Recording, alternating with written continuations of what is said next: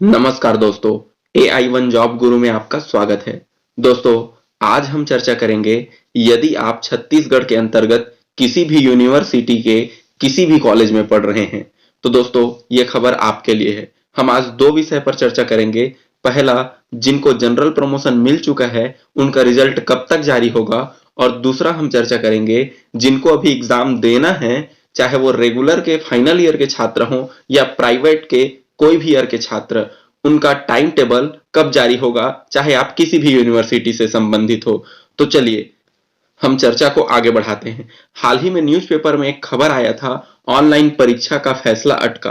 अब इस फैसला का अटका शब्द को कई लोग इसे अलग अलग तरीके से समझ रहे थे। कुछ लोगों का कहना था कि जो परीक्षा होना है वो पूरी तरह खत्म हो गया, अब हमको भी जनरल प्रमोशन मिलेगा, या कुछ लोगों का ये कहना था कि अभी परीक्षा रद्द हो जाएगा।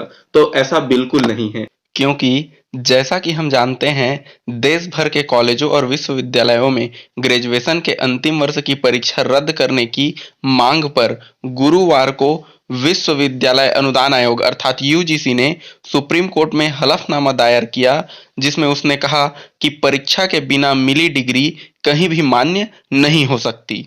अब छत्तीसगढ़ में परीक्षा की परिस्थिति को समझते हैं। इसको समझने के लिए मैं एक बात आप लोगों को बता दूं, चाहे परीक्षा का परिणाम घोषित करना है या परीक्षा का टाइम टेबल घोषित करना है, तो इसके लिए जो भी यूनिवर्सिटी है उसको ऑर्डिनेंस कमेटी के मंजूरी की आवश्यकता होती है। और अभी कोरोना का समय है, तो ऐसे स्थिति में परीक्षा लिया जाए नहीं लिया जाए, इसको लेकर सरकार से सहमति आवश्यक है।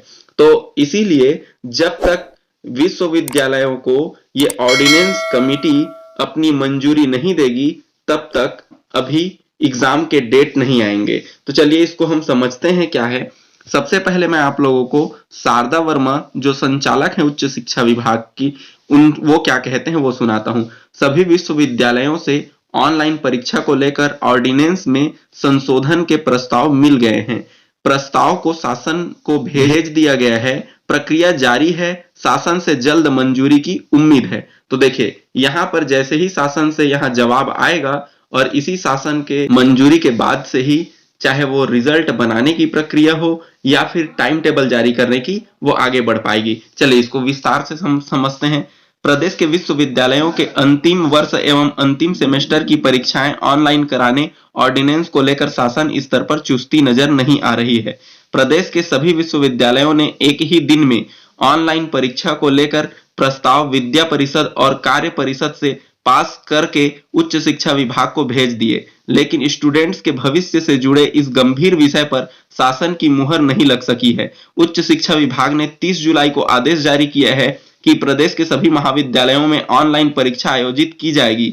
इस संबंध में आदेश जारी होने के बाद विश्वविद्यालयों ने ऑर्डिनेंस में संशोधन के बगैर परीक्षा की तैयारी शुरू कर दी थी। इसे लेकर बाद में कानूनी समस्याएं खड़ी होने के खतरे पर नवभारत की खबर से बाद में आनन फानन में उच्च शिक्षा विभाग ने सभी विश्वविद्यालयों से ऑर्डिनेंस में संशोधन के लिए विद्या परिषद और कार्य परिषद से मंजूरी लेने के निर्देश दिए। 10 अगस्त को सभी विश्वविद्यालयों ने संशोधन पर प्रस्ताव पास कर लिए और कुछ ने उसी दिन और कुछ ने 11 अगस्त को सुबह 11 बजे तक प्रस्ताव भेज दिए।